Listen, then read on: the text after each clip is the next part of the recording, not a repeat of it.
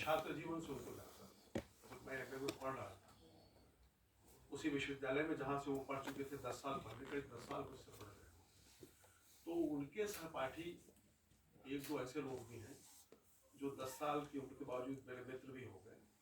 ऐसा होता है लगातार, वो उसके बीच में सेट हो गए। एक तो विजयकांत, जो उन दिनों मुजफ्फरपुर में ही रहते थे और पुरुष पत्रिका निकालते थे। पुरुष में उन्होंने, वो मुझे जहाँ तक याद है कि शायद एकमात्र ऐसे कवि थे शिवशंकर मिश्र जिनकी छंदबद्ध कविताएं, गजल और रुबाइयाँ पुरुष में छपी, तो प्रायः छंदवादी कविताएं उसमें नहीं छपी थी। तो विजयकांत के माध्यम से, और फिर दूसरे रविभूषण जी, वो भी उसी समय के छात्र थे। ये लोग हिंदी वाले थे और शिवशंकर जी अंग्रेजी वाले थे, सब एक साथ पढ़े। उसके 10 वर्षों के बाद उस विश्वविद्यालय में मेरा प्रवेश हुआ, तो वो था। मैं तो उस समय से इनकी चर्चा होती थी। चर्चा इसलिए भी कि वो ऐसा समय था जब हम लोग छंद से अलग हो रहे, मतलब छंद से कविता तो काफी पहले अलग हो चुकी थी। हम लोग व्यक्तिगत रूप से, हमारी पीढ़ी के नए लोग जो शुरू तो छंद से ही करते हैं और उससे अलग हो रहे, तो उस समय इन चीजों को लेकर बहुत बातें होती थी। तो तब हमने देखा और सब लोग हम मानते थे कि छंद में लिखकर उस आधुनिक बोध को और समय की जटिलता को व्यक्त कर पाना बहुत कठिन है, लेकिन शिवशंकर मिश्र इसमें सक्षम हो रहे। हिंदी में जो छंद कविता की उपेक्षा हुई, उसमें कुछ दोष छंद लिखने वालों का भी है। तो उन्होंने चीज़ों का इतना सरलीकरण किया, सब कुछ इतना आसान बनाया, जिसके कारण जाहिर है कि समय की जटिलता उसमें नहीं आ पाई। और जिन कवियों के माध्यम से वो आ रही थी, अब उनकी भी चर्चा कम हो गई, उपेक्षा प्रायः हुई, अच्छा लिखने के बावजूद, जिसमें शिवशंकर मिश्र भी थे, कृषक जी भी बैठे हैं। बहुत आधुनिक जीवन और आज के संघर्ष को भी, तमाम वैचारिक संघर्ष को भी छंद के माध्यम से लाते रहे। चर्चा होती है लेकिन उतनी नहीं हुई जितनी होनी चाहिए। ये अलग विचारणीय विषय होगा, लेकिन इसमें एक महत्वपूर्ण है चीज, एक पुस्तक जो इसमें है, हिंदी गजल की भूमिका, अब उलट पलट के मैं देख रहा था, तो हिंदी में गजलों को लेकर इतना अच्छा काम, इतना विस्तृत काम शायद नहीं हुआ है मेरी नजर में। सबसे पहले सबसे ज्यादा ध्यान आकृष्ट करने वाला लेखन शमशेर का है, जिन्होंने गजल को समझाने की कोशिश की, हिंदी ही नहीं, उर्दू में वो क्या स्वरूप है उसको बताने की कोशिश की, एक श्रृंखला लिखकर। और उसी में पहली बार हम लोग मफूल, मफूल ख्याल वगैरह वगैरह, मतलब ये छंदों का जो नाम है वहाँ का, उर्दू छंदों का, उसके बारे में लिखा, बताया, सब कुछ था वो। अब लेकिन ये पहली बार एक उलटकर एक नजर से देखने से लगा कि इसमें संस्कृत का जो वाणिज्य छंद है उसको भी जोड़ा है इन्होंने, और उर्दू छंदों का, उर्दू छंद कहा जाए मूलतः वो फारसी छंद, फारसी छंदों का उससे क्या रिश्ता बनता है, और कौन सा संस्कृत का वार्णिक छंद उस फारसी छंद के समतुल्य है, इसका विवेचन भी किया है। यह विवेचन एक दुर्लभ है मुझे लगता है कि, और सभी लोगों को जिनकी रुचि है गजल की दुनिया में उसको पढ़ना चाहिए इस किताब के बारे में। शिवशंकर जी से मुलाकात कभी कभी होती थी, और जाहिर है कि पहली मुलाकात से, पहले से मैं जानता, एक परिचय तो हो ही गया था, तो वहाँ भी लगा कि एक मुस्कुराता हुआ चेहरा, जैसा कि बताया उन्होंने, सब कुछ था, लेकिन एक बहुत दृढ़ अपने विचारों को लेकर, अपनी प्रतिश्रुतियों को लेकर इतना दृढ़ कि कोई समझौता करने के लिए तैयार नहीं। इसलिए हर जगह प्रायः होता था जिसके साथ भी वो फंसे तो मतभेद अगर हुए तो विवाद, गहरी बहस हो जाती थी, लेकिन उस बहस के बावजूद दो उनका आदर करते थे, उनकी विद्वता का, उनके ज्ञान का और उनकी प्रतिबद्धता का भी। लेकिन वही होता है कि हिंदी में जब ये चीजें होती हैं उसका आदर तो किया जाता है, लेकिन विस्तार आदमी अपने समर्थनों का ही करता है, समर्थकों का नाम है समर्थन है। हर जगह हम समर्थन तलाशते हैं, जहाँ चीजें अलग होती हैं उसका सम्मान भी हो तो उसकी उपेक्षा हो जाती है। थोड़ी सी इस तरह की उपेक्षा इनकी हुई, क्योंकि जितनी बड़ी प्रतिभा है, जैसा कि बताया भी प्रियदर्शन ने, उस हिसाब से जितना होना चाहिए था सम्मान, जितनी चर्चा होनी चाहिए थी, वो सब नहीं हुआ है, ये तो है। लेकिन मुझे जो ये किताब अचानक मैं कहा लिखने ही नग्नगाच नागार्जुन का बहुत ही प्रसिद्ध संग्रह है मैथिली का। उसके पहले मैं ये कह दूँ कि अभी भाषाओं का परिचय देते हुए एक बड़ी महत्वपूर्ण बात सामने आई। होता है कि भाषाएं तो आदमी कई जान सकता है, मातृभाषा किसी की भी एक ही होगी, लेकिन एक छोटा सा इलाका है बेतिया में जहाँ मैथिल लोग रहते हैं, उनकी दो मातृभाषाएं, भोजपुरी भी है क्योंकि वो परिवेशी भोजपुरी का गांव है, भोजपुरी इलाका है, लेकिन मैथिली इसलिए है कि प्रायः सबकी माताएं मिथिला से आई जो मैथिली जानती। सच्ची माना जाए तो मातृभाषा वो भी है कि माँ से सीखी हुई भाषा तो मैथिली है, और पिता से और पड़ोस से जो भाषा आती है वो भोजपुरी आती है। तो पूरा एक इलाका है जिसमें ये दोनों भाषाएं, दो मातृभाषाएं हैं। यह भी एक विशिष्ट स्थिति है जिसको लोग जानते ही होंगे, लेकिन मैंने इसकी चर्चा इसलिए की कि जो ये मैथिली से अनुवाद इन्होंने किया है बहुत महत्वपूर्ण है। नागार्जुन के बारे में इस पुरस्कार, साहित्य अकादमी पुरस्कार उनको इसी संग्रह पर मिला था, पत्र पर, और इसका एक खराब सा अनुवाद छपा भी था अकादमी के अनुवाद से, जो कि अनुवाद बहुत है। लेकिन मैंने इसकी चर्चा भी की है। एक बार नागार्जुन पर गोष्ठी में त्रिलोचन जी ने कहा था कि नागार्जुन हिंदी के सबसे बड़े कवि, लेकिन तब जीवित थे बाबा, अंतिम दिनों में, लेकिन मैथिली के वे इतने बड़े कवि हैं कि उन पर तो उन्हें नोबेल पुरस्कार मिलना चाहिए। ये तो मैथिली की कविताएं जो नागार्जुन की है, और वो बिल्कुल वो राजनीतिक नहीं है, क्योंकि मैथिली कविता की पृष्ठभूमि राजनीतिक नहीं है, राजनीति नहीं है जो हिंदी कविता की तरफ। हिंदी कविताएं नागार्जुन को याद करते ही मतलब राजनीतिक कविताएं सबसे ज्यादा क्लियर होती है, लेकिन मैथिली कविताएं में जीवन और जीवन का दर्शन और समाज और संस्कृति की बहुत गहरी अभिव्यक्ति है। उस अभिव्यक्ति को पकड़ना उस रूप में ये बहुत साधारण नहीं है, ये बहुत कठिन काम था उसको, उसका अनुवाद कर पाना और शब्दों का चयन। कई बार मैं इस पर विचार करते हुए मैंने इसमें लिखा भी है, उसी को नहीं दोहराऊंगा, कि एक शब्द है जलावन के लिए जारन कहते हैं। तो मैंने कहा कि अगर उन्होंने उसे रहने दिया होता तो वहां पर उसकी तुकबंदी बरकरार है, लेकिन तब वो बिहार के बाहर वो कविता नहीं समझ में आती। तो उन्होंने इसका ख्याल रखा है कि जब हम हिंदी में कर रहे हैं तो हिंदी ऐसी हो जो संप्रेषित हो सबको। हिंदी को समझने के लिए अलग से इसमें तो फिर मैथिली पढ़ लेगा आदमी जब हिंदी में, तो हिंदी क्या है, लेकिन उसकी आत्मा को बचा कर कविता उसमें बची रहे, ये रखा है। ये संतुलन पैदा करना बहुत कठिन होता है। अनुवाद में प्रायः यही होता है। बहुत सारे हमारे कवि मित्रों का द्वारा किया गया अनुवाद है जो बहुत अच्छा है, बहुत अच्छी कविता है हिंदी में भी, लेकिन मूल से मिलाकर देखेंगे तो लगता है कि मूल कुछ है और यहाँ कुछ है, मतलब उसको रिक्रिएट कर दिया एक तरह से, ये होता है। और कई बार ऐसा होता है कि टेक्स्ट को लोग ऐसे फॉलो करने लगते हैं कि वो कविता नहीं रह जाती। कविता का अनुवाद का संकट यह भी है, वो लगता है कि कुछ टेक्स्ट तो है आ रहा है लेकिन कविता सही नहीं है। तो इसका संतुलन तैयार करना कि कविता आए, टेक्स्ट भी फॉलो, और वो हिंदी में भी कविता बनकर आए, एक बड़ी चुनौती है हमारी भाषा के लिए और बहुत लोगों के लिए। और ये जो है इतना अच्छा अनुवाद है कि मुझे लगा कि इस पुस्तक पर तो उन्हें साहित्य अकादमी मिला था, अब तो मिश्र जी हैं भी नहीं, और होते तो शायद, और इस अनुवाद पर भी मिलना चाहिए था। ये अनुवाद भी मिलने चाहिए थे। तो मैं ज़्यादा समय नहीं लूँगा, इसलिए नहीं कि समय की कमी है, इसलिए कि मेरे भीतर ज्ञान की कमी है चीज़ों की। असल यही है, जब लोग ज़्यादा समय नहीं लेने की बात करते हैं मेरे जैसे लोग, तो उसके पीछे एक आवरण ही होता है समय, सच्चाई अपनी अल्पज्ञता को छुपाना ही होता है।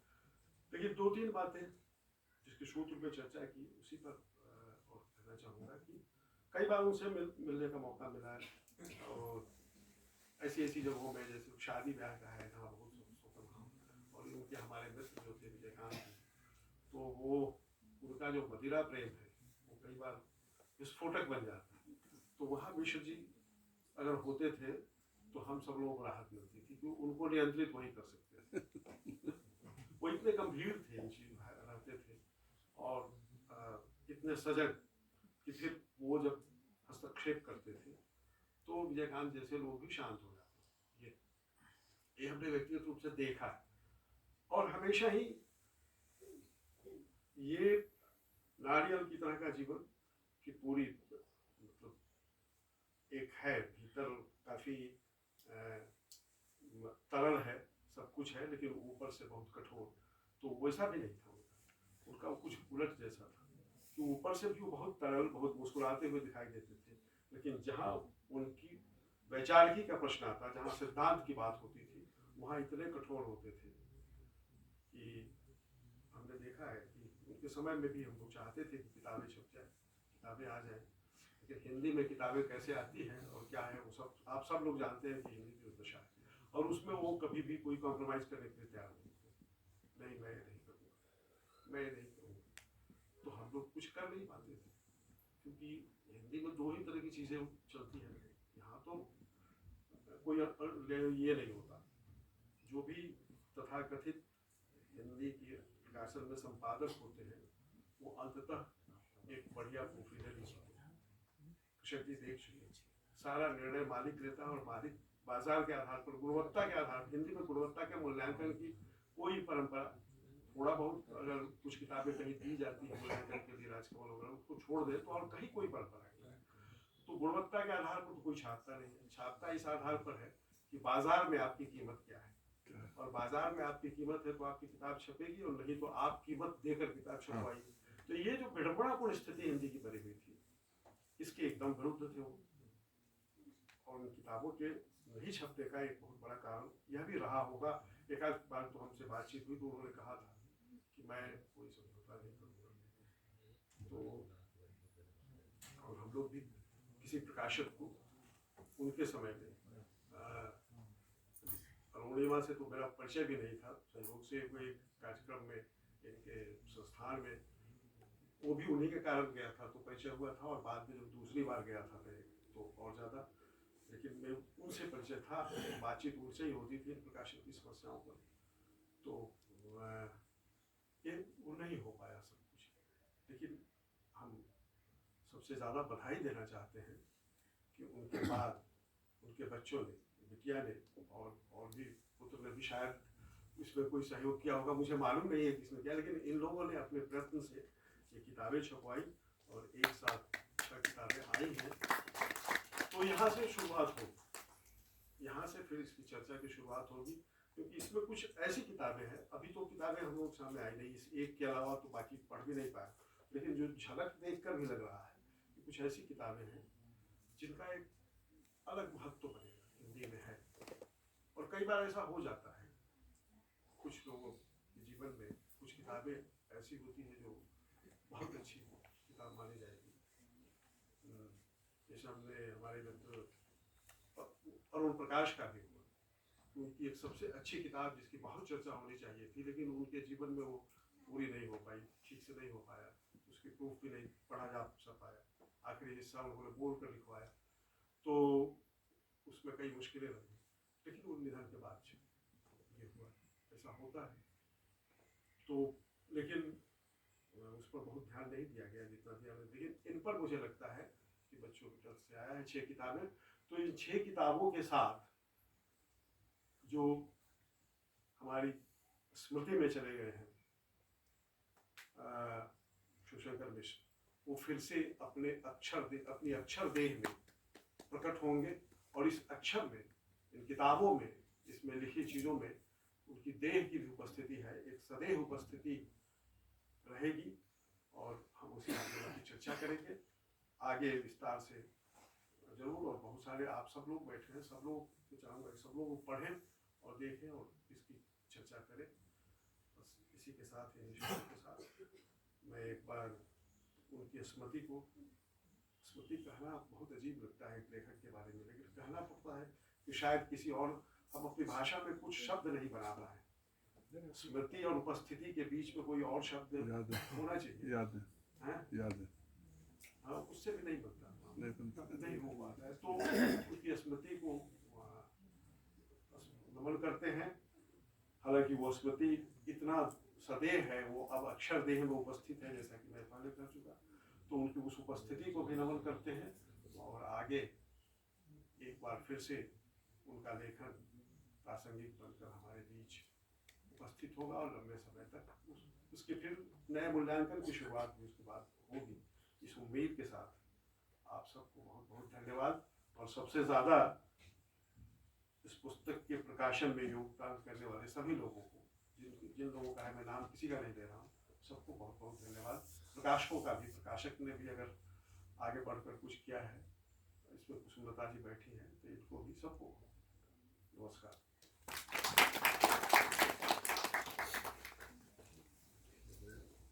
बहुत आभार सर आपका।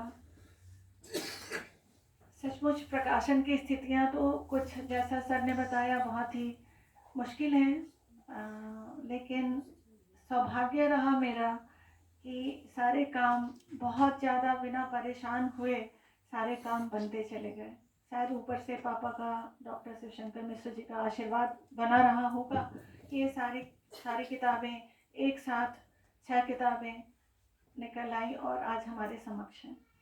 और अब आखिरी 2 पुस्तक, साहित्य के कुछ सार्थक अनुभव और चुनी हुई सार्थक गज़लें, इसके बारे में मैं बताना चाहूँगी। ये दोनों संपादित पुस्तकें हैं और स्वर्गीय डॉक्टर शिवशंकर मिश्र जी ने एक लघु पत्रिका की शुरुआत की थी, सार्थक, और कुछ 5 ही अंक निकले उनके और करीब उसमें 5 अंकों में 3 विशेषांक थे। एक विशेषांक गज़ल केंद्रित था, जिस पर ये आज हमारी 5वीं पुस्तक है, चुनी हुई सार्थक गज़लें। 115 गज़लकारों की 150 गज़लें, बहुत ही शानदार किताब है ये और उस समय भी बहुत प्रशंसित हुई थी। वास्तव में जो सार्थक है एक मंच था जिससे नाटकों का मंचन भी हुआ करता था, ये लघु पत्रिका भी निकलती थी और अन्य गतिविधियां भी थी। और इस सार्थक मंच के लिए मेरे पिता डॉक्टर शिवशंकर मिश्र जी ने एक सार्थक का शीर्षक गीत लिखा था, बहुत ही बढ़िया गीत था। और जब मंचन के लिए जब युवा मिलकर इस सार्थक गीत को गाया करते थे तो पूरा हॉल, क्या बताऊँ, वो स्मृतियाँ ही हैं मेरे लिए। तो मैं बस, अब मेरी छोटी आस्था है, थोड़ा बहुत गाती है, तो मुझे लगा कि मैं गाती नहीं हूँ, मैंने बस उसका धुन का एक अंदाज़ा दिया था, कुछ इस तरह वो गाते थे। तो एक छोटा सा गीत मैं आस्था के माध्यम से आप सभी के साथ साझा करूँगी। आस्था आए और इस सार्थक गीत लंबा है, लेकिन कुछ उसके पंक्तियाँ आपको गाकर सुनाए।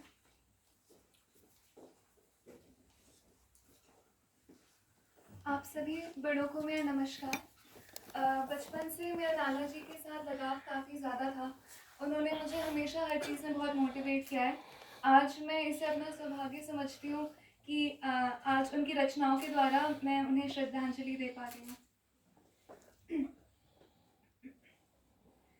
निश्चय है यही हमारा, निर्णय है यही हमारा, सार्थक हम नाम करेंगे, सार्थक हम काम करेंगे, है यही हमारा नारा, है यही हमारा नारा।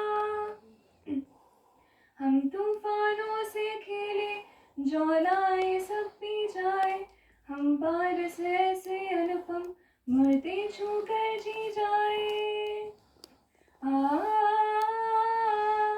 हम तूफानों से खेले, ज्वालाएं सब पी जाए, हम पारस ऐसे अनुपम, मुर्दे छूकर जी जाए। है सभी हमारे अपने, है अपना ये जग सारा, सार्थक हम नाम करेंगे, सार्थक हम काम करेंगे, है यही हमारा नारा, है यही हमारा नारा। सब भेद विभेद मिटाकर हम नया समाज गढ़ेंगे, सब परंपराएं जर्जर हम तोड़ेंगे बदलेंगे। सब भेद विभेद मिटाकर हम नया समाज गढ़ेंगे, सब परंपराएं जर्जर हम तोड़ेंगे बदलेंगे। श्रम के नम में चमकेगा समता का नव ध्रुव तारा, सार्थक हम नाम करेंगे।